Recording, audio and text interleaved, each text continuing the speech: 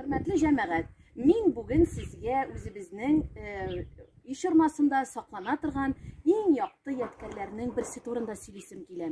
Бу безнең иремнең бабасы үргән, Смирнов Миколай бабай үргән бредин. Бабай моны 4 ел ярым үз куллары белән шулай кышкы кичләрдә вакыт булганда, яки инде җәйге кичләрдә вакыт булганда, эш беткән вакытта үрә торган булган. Хәзер инде бу ядкәр безнең шырмада саклана. Хәзер инде бик күп еллар без инде бу бредин белән балыкка да йөрмибез, балык та тотмыйбыз. Чөнки инде ул браконьерство санала, күпләп балык аулау.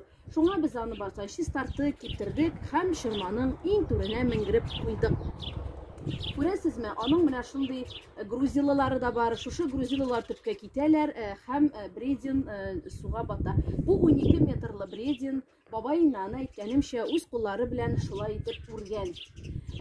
Таякның менә күрәсез 2 башы бар. Шушы бер ягына 2 кеше баса, бер ягына 2 кеше басып, Зәй елгасының 2 ягына шулай инде брединны тотып инде агым уңайына каршы балыкны сөзә торган булганнар.